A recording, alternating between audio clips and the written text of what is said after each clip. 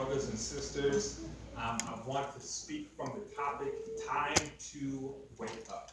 Time to wake up. Yes, sir. Won't you do me a favor? Won't you turn to your neighbor, touch your neighbor gently on the shoulder so as not to startle them too bad, and say, neighbor, it's time to wake up.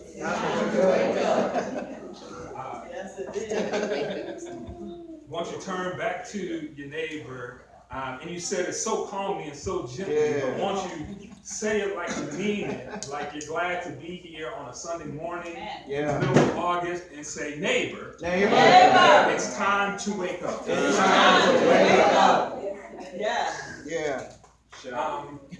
My brothers and sisters, I come to the sermon knowing and being willing to admit that sleep is an important and it's a vital function for our bodies. Yes. Particularly as we get older and our bodies change and our energy level begins to slowly decrease, we understand more critically the importance of sleep. When I was a young man, I did not value sleep. I felt sleep was unimportant or unessential. With every birthday that passes, I appreciate more and more the value of sleep. Yes, sir. Yes, sir. I want you to know I understand that sleep is important. Sleep helps to increase our mood. It helps to regulate our heart. It helps to balance our mind. There is nothing wrong with sleep, but sleeping at the wrong time can be physically, educationally, relationally, or spiritually hazardous.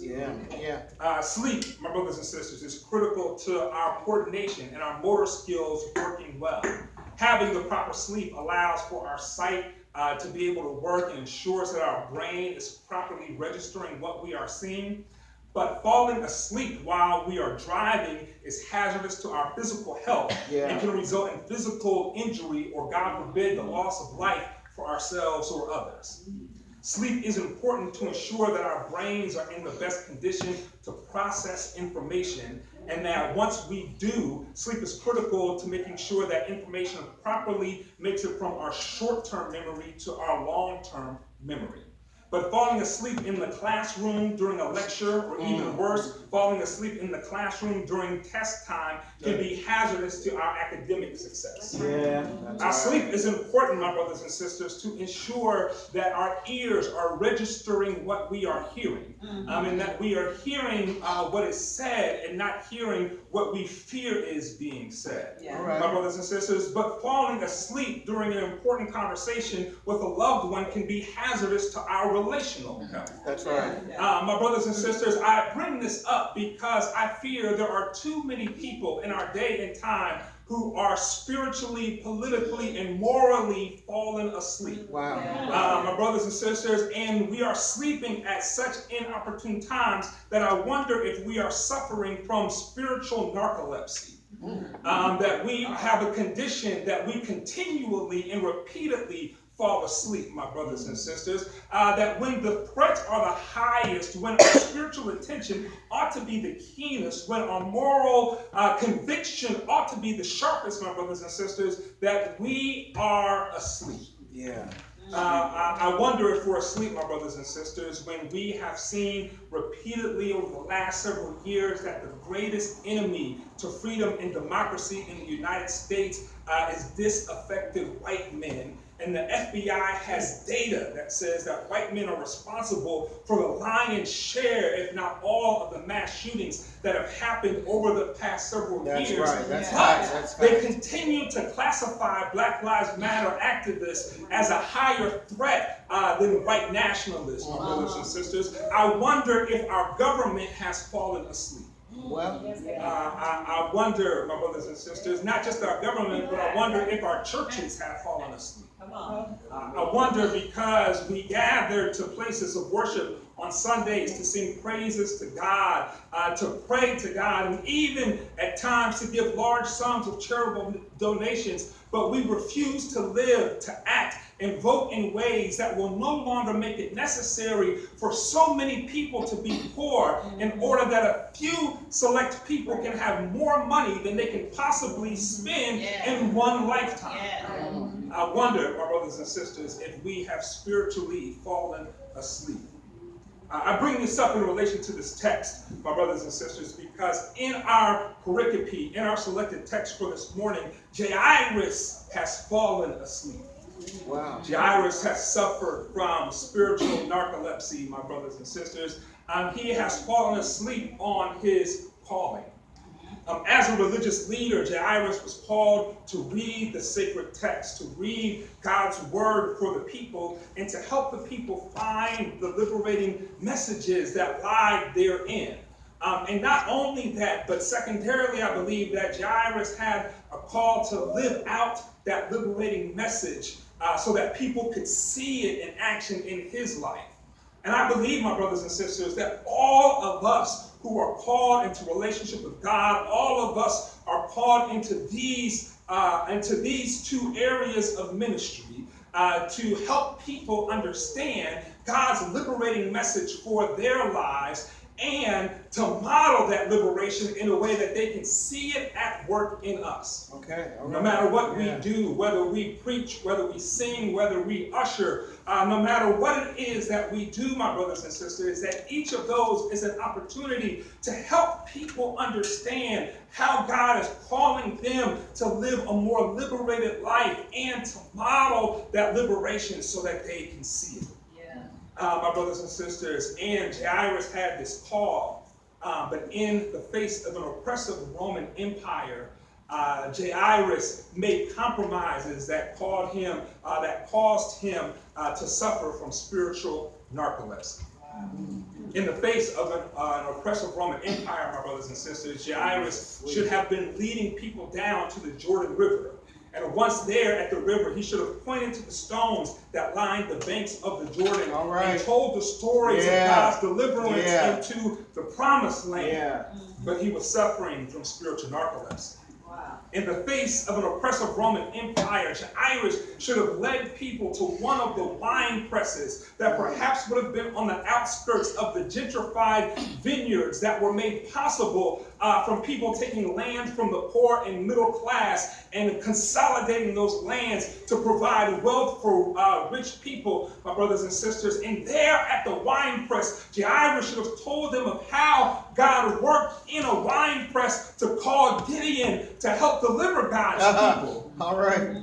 But he was suffering from spiritual narcolepsy.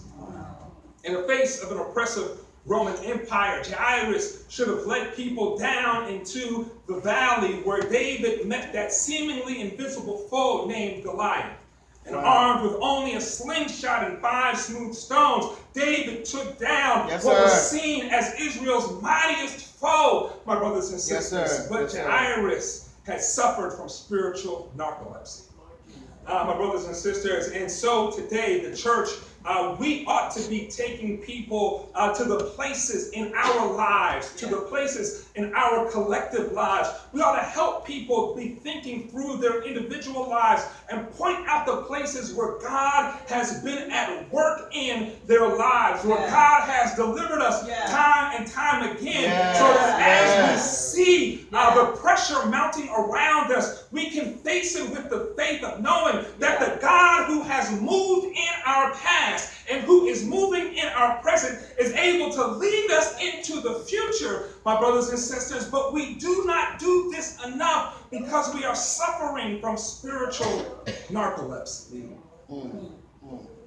Jairus was suffering from spiritual narcolepsy, my brothers and sisters, because the office that he held, the community of people who he was surrounded with, had made a compromise with the oppressive Roman Empire.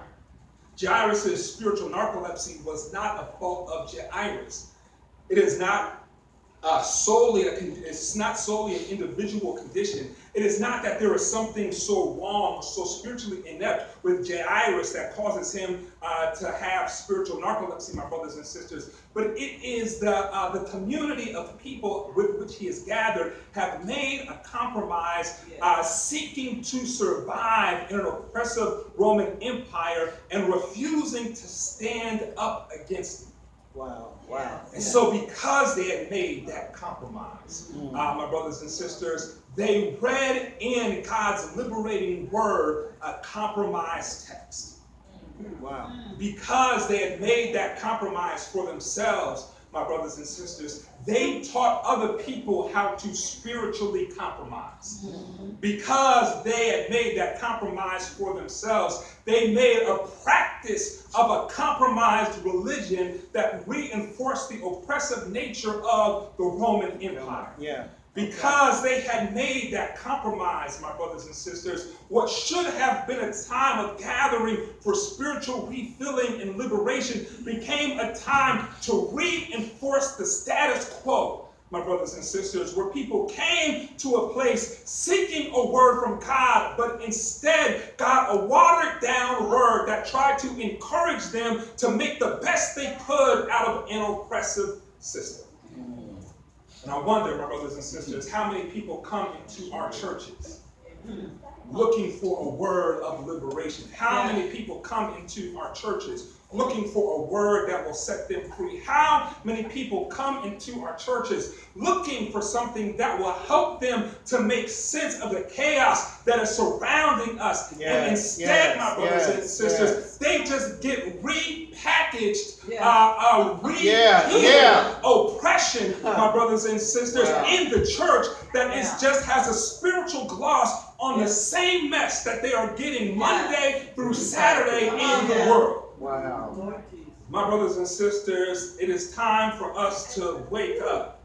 It is time for us to shed the garments of heaviness, my brothers and sisters. It is time for us to put off these clothes that do not fit us, my brothers and sisters. Like David, when he marched down to Goliath, we cannot wear the armor of Saul in this new fight, my brothers and sisters. It is time for us to wake up and see what God is calling us to do in this day and in this time. Yes. So in this text, Jairus, who has been asleep, who has suffered from spiritual narcolepsy, begins to wake up. And as we follow his journey, we can see how we can begin to wake up. All right. We begin, my brothers and sisters, to wake up as we are able increasingly to articulate our pain. That is, we begin to wake up as we begin to understand and are able to talk about what is wrong with us. My brothers and sisters, the first thing that happens in this text, we see that as Jesus comes home from the land of the Gadarenes, as he has come home from healing the demon-possessed man that we talked about on last week. Jairus is in the first crowd of people to meet Jesus. And as Jairus meets Jesus, he talks about the condition that his daughter is facing. He understands what is happening to his family, and he's able to articulate that, and that brings him to the feet of Jesus. Now, you may not understand why this is so important or powerful or transformative, my brothers and sisters, but it is important because the compromise that Jairus and his cohort had made Jesus and the ministry of Jesus a threat to them. Wow.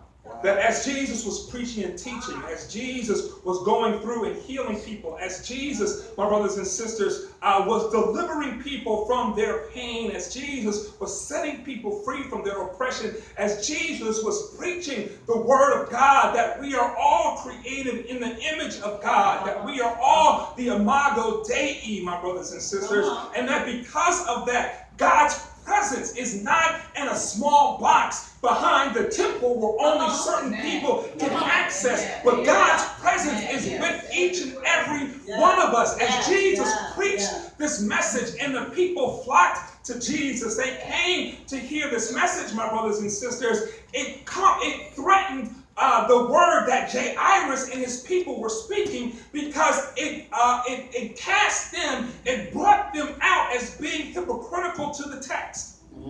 The people could see that the message being preached at the temple was a compromised message. Well. And so people left the temple and they flocked to Jesus, my brothers and sisters. Yeah. So much so that as Jesus walked on the highways and the byways, people left their towns to come follow Jesus just to hear a word.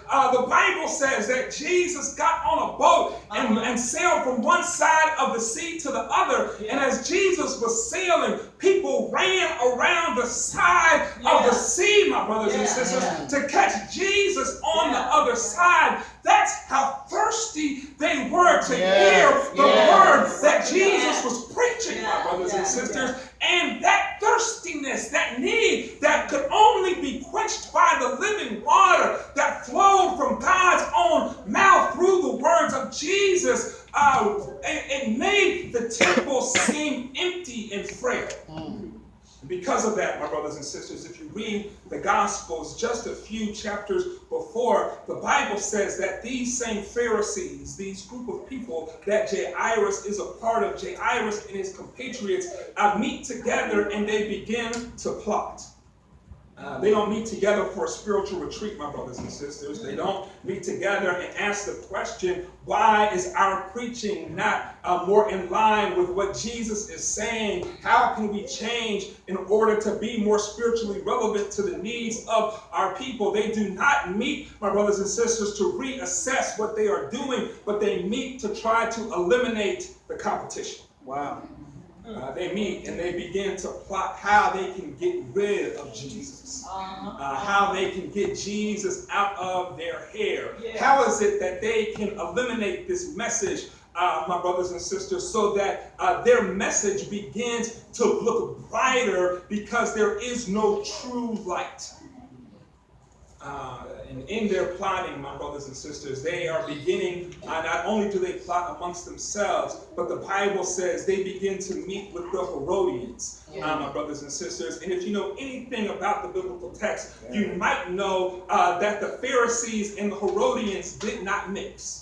Right. These aren't people that got along, my brothers and sisters, but they were the Hatfields and McCoys of their time. The Herodians and the Pharisees, my brothers and sisters, they did not like each other because the Herodians saw the Pharisees as being so spiritually pious, my brothers and sisters, and they had no time for that spiritual stuff. The Pharisees saw the Herodians as being too militaristic, my brothers and sisters, and they did not have respect for their military tactics. And so they did not talk to or communicate with each other. But now, seeing a common threat and enemy in Jesus, they begin to conspire as to how they can get rid of Jesus. That's right. And so now, here is Jairus, who has been a part of a conspiracy to eliminate Jesus. Wow. Who now comes to Jesus for a touch, my brothers and sisters, because he realizes that he is in a place that his weakened, compromised message cannot get him out of. He realizes, my brothers and sisters, that he has pain that he cannot name and claim away.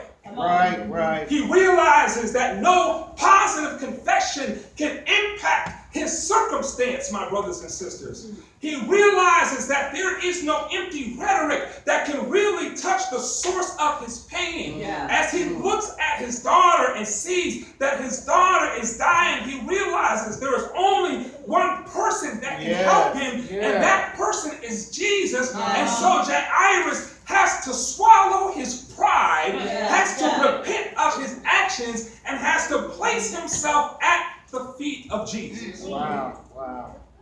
My brothers and sisters, we need to wake up, and in order to do that, we need to understand the pain that is impacting us. Part of the reason, my brothers and sisters, I believe that we are seeing so much violence happen in our world, the reason we are seeing so many mass shootings occur is because people are not able to articulate their pain.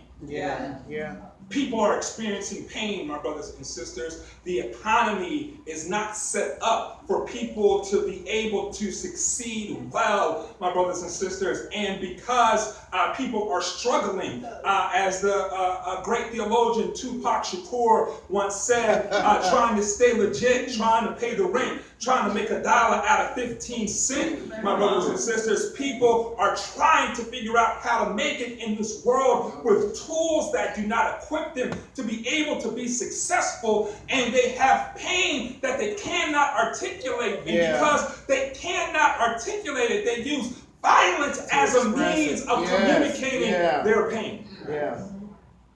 Because too many churches, my brothers and sisters, offer simple solutions that are not in touch with the deep pain of people. Too many churches, my brothers and sisters, try to point the finger inward and tell people that they are in the place they're in because they are not good enough, they are not strong enough, they are not faithful enough, my brothers and sisters. That too many churches try to condemn people for their own situations and say if only they were more faithful, if only they could pray harder, if only they gave more, their circumstances would turn around, my brothers and sisters.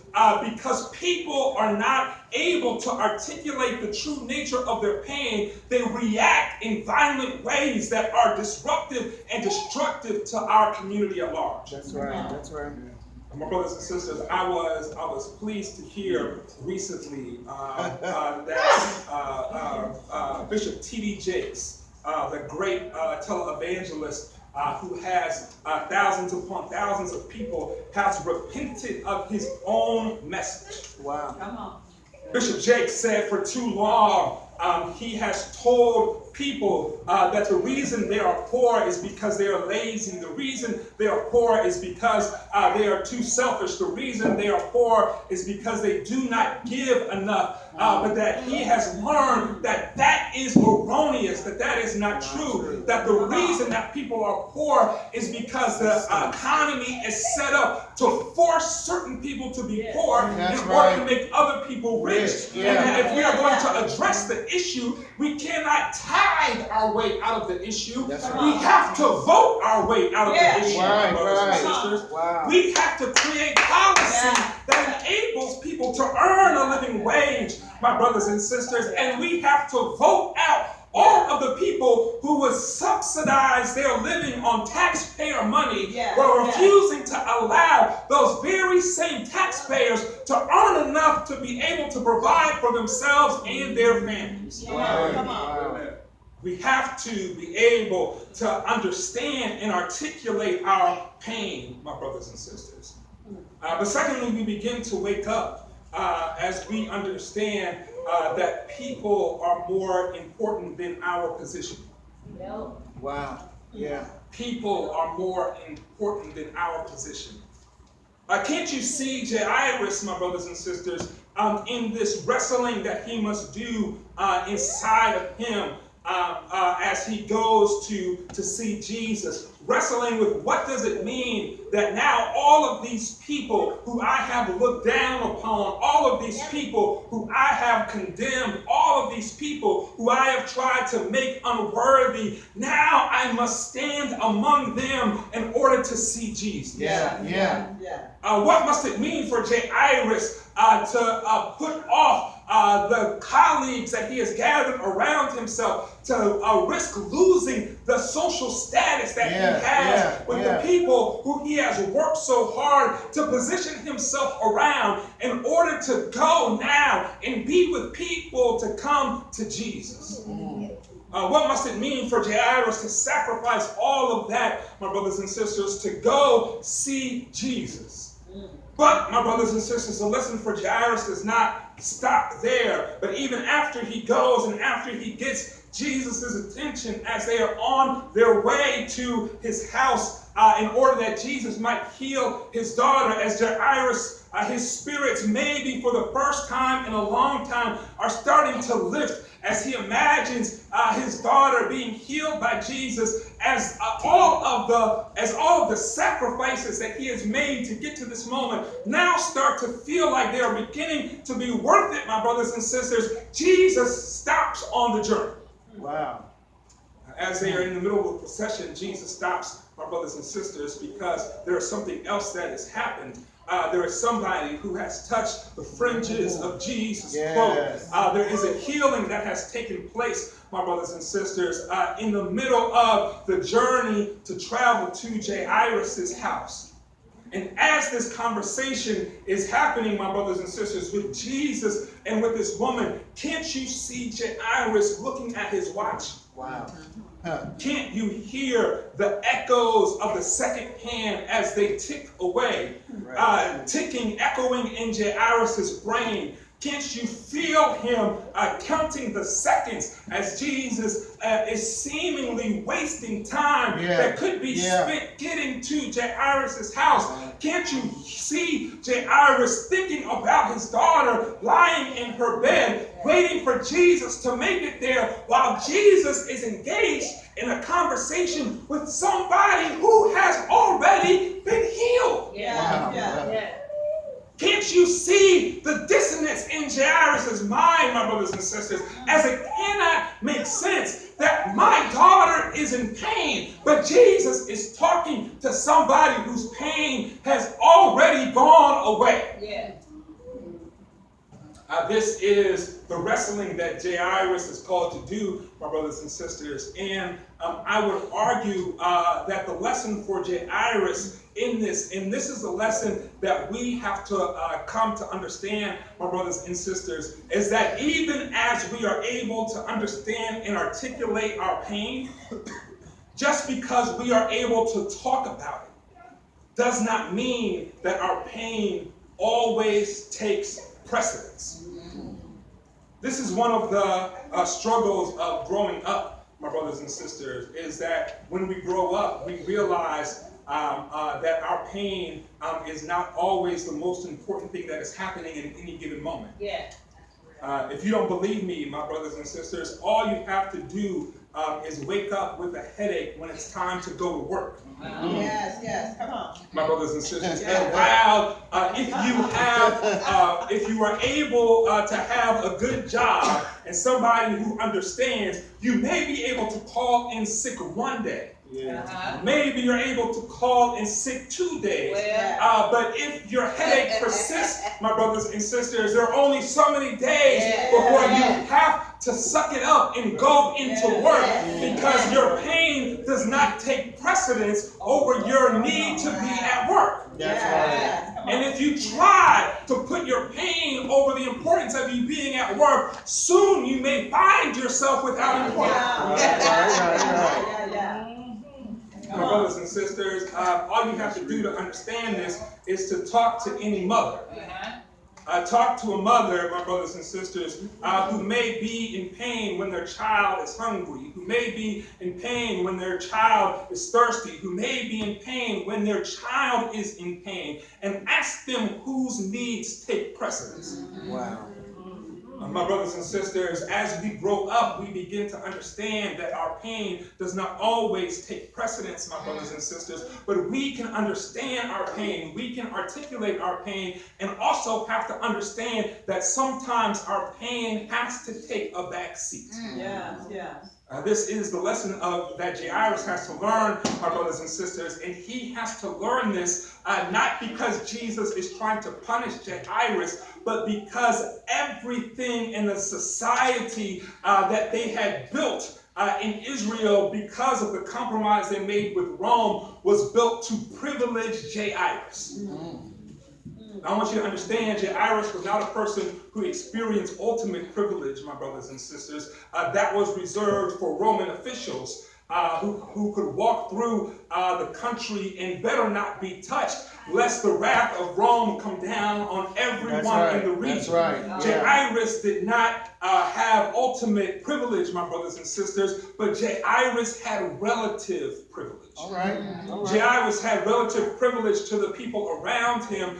Because he was a leader in the temple, he was always expected to be first. my brothers and sisters, when Jairus came to the community feast, they would stop what they were doing to make sure his plate was fixed first. My brothers and sisters, when he went into the temple, that he was able to go to the front of the temple, and if there were not enough seats, people would give up their seats so Jairus could sit down in the front. Jairus was seen as having a special privilege by virtue of his position, my brothers and sisters, so that his needs would have always seemed to have come first.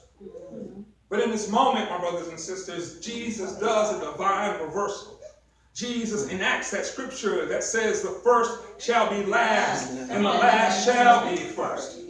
Jesus prioritizes the needs of this woman with an issue of blood, this woman who was seen as unclean, this woman who on her best day could not have walked into the temple, and on her worst day should not have been seen in public, my brothers and sisters. This woman who had been isolated from society for 12 long years. Jesus understood that her physical healing was not the end of the healing that needed to take place, but her emotional and psychological healing was also important, and that took precedence over Jairus' needs, my brothers and sisters. So Jairus had to do something that he probably had not had to do for a long time, and he had to wait. Preach, man. My brothers and sisters, there are times in our lives where even as we understand our pain and able to articulate it and we cry out to God, we wonder why God does not move. There are times when we have to wait. My brothers and sisters, there are times that God does not move in the amount of time we think God should move. When our circumstances do not change in the amount of time we think they should change, there are times, my brothers and sisters, when we have to wait. And part of our spiritual discipline, part of our spiritual maturity, my brothers and sisters, is understanding that in that time of waiting, my brothers and sisters, is not time for us to give up hope. In that time of waiting is not time for us to throw in the towel. In that time of waiting is not time for us to give up on God. But in that time of waiting is time for us to reattune ourselves with God's Spirit and ask God, what is it that you are doing in this moment of waiting? How are you moving in my life in this time of waiting? How, God, are you seeking to move inside of me in this time of waiting? I'm reminded, my brothers and sisters, that prayer does not always move God, but prayer ought to always move us. Prayer ought to move us closer to God, my brothers and sisters, so that we become more tuned with what God is doing in the world. And so Jairus, in this time of waiting, my brothers and sisters, is waiting on Jesus to finish the healing work that takes place in this woman. And while Jesus is talking to this woman, here come the servants of Jairus coming down from his house. Maybe Jairus doesn't see them as they begin their journey, my brothers and sisters. Maybe Jairus doesn't even see them as they take that final turn to the place where Jesus is. Perhaps Jairus is so distracted by what is happening that he doesn't see the servants come down the way. But as the crowd begins to make way for the servants that are coming from Jairus' house, certainly Jairus looks up and sees them. Recognizes them and sees that look on their faces, my brothers and sisters. Certainly Jairus begins to anticipate the painful words that they will speak to him when they come to see him, my brothers and sisters, when they finally arrive. And as they come, their words confirm Jairus' worst fears. Do not trouble the teacher anymore, for your daughter is dead. My brothers and sisters, could there not be a more heartbreaking, heart-wrenching message to come from Jairus' house? The hope that you had in this moment is gone. What you believed could happen in this time is now gone away. Do not trouble the teacher any longer. Your hope has passed. The window has closed, my brothers and sisters. Can't you feel the disappointment, the heartbreak in Jairus as these words come to him, as he thinks of all that he has sacrificed in order to be here, how close he was to getting what he hoped for, to have that snatched away as quickly as it had come? Can't you feel Jairus' heartbreak in the moment? But before Jairus is able to utter a word, before Jairus is able to take a step, before Jairus is able to process what has happened to him, my brothers and sisters, Jesus speaks this word to Jairus. He says, do not fear, only believe.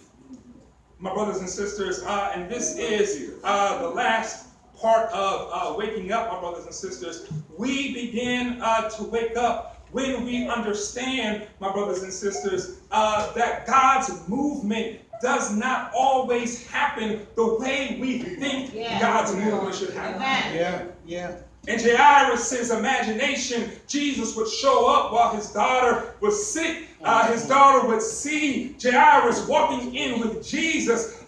She would see her daddy, her hero, coming in with her healing in tow. My brothers and sisters, Jesus would come, lay his hand on Jairus' daughter's head, speak the word, and she would get up, and everything would be joyous. The friends and family would see this miracle happening. Jairus, in his mind, had an idea of how this should play out, my brothers and sisters. And when the servants come, they let him know all that you had hoped for is not going to come to pass. Right. But just because it doesn't happen the way you think it should happen.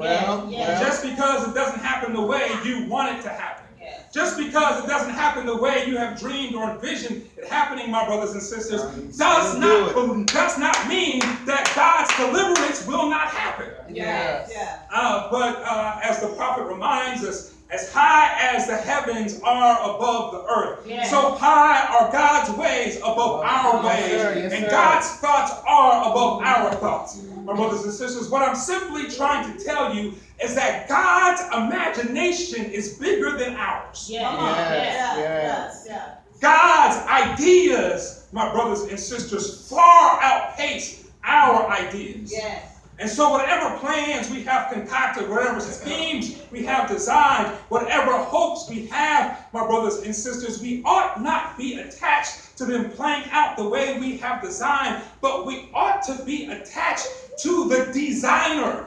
Our hopes ought not be, my brothers and sisters, in the outcome, but it ought to be in the one who creates the outcomes.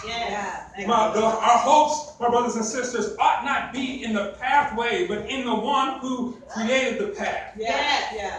Can't you hear Job as Job takes the witness stand, my brothers and sisters? And Job says, I was at a point in my life when I did not understand what was happening to me. I lost everything that I had. My health was failing. I lost my family. Even my wife had turned on me. And in that moment, my very friends turned their backs on me, my brothers and sisters. But I said, I don't know what God is doing.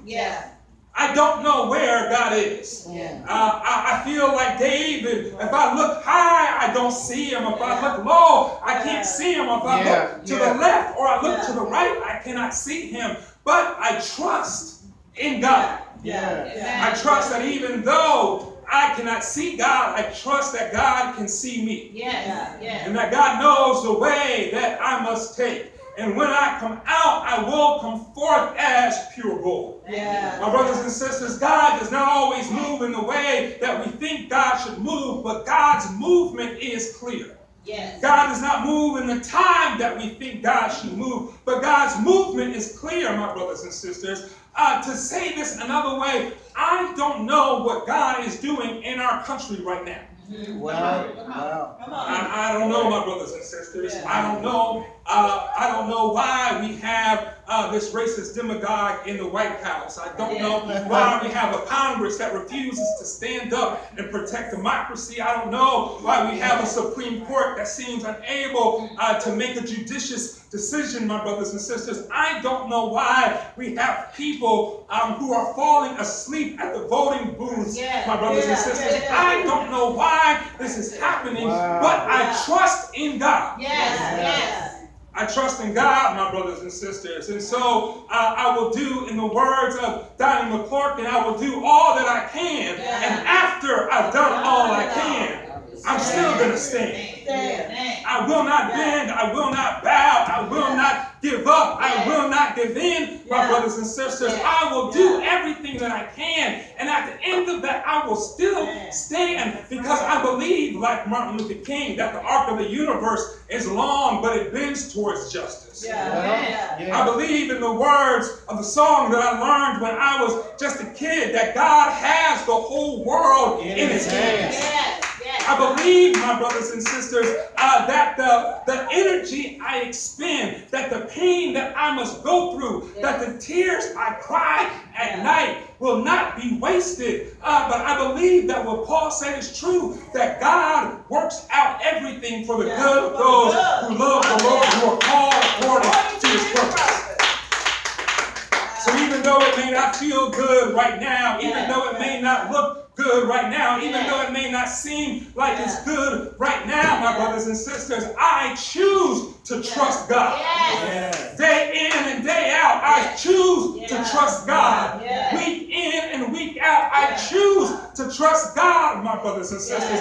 And I wonder if there is somebody here who will make the choice to trust God. Oh, don't fool me now. I wonder if you'll trust God when it doesn't look like it's going your way. I wonder if you trust God when it doesn't seem like it's going your way. I wonder if you will trust God even when it seems like everything is falling apart. Will you still trust God? Well, if you will trust God, if you will do the work to be able to articulate your pain, and if you understand, my brothers and sisters, that the people are more important than our position, then we will, as a church, begin to wake up. Then we, my brothers and sisters, and I believe as we wake up, as this church wakes up, it will inspire other churches to wake up. As we wake up, my brothers and sisters, it will inspire people who are sleeping in our communities to wake up. As we wake up, my brothers and sisters, it will inspire others around the nation to wake up. And my brothers and sisters, and as more and more people begin to wake up, my brothers and sisters, we will do the work to help reclaim our world, to help redeem our world, if we can just wake up.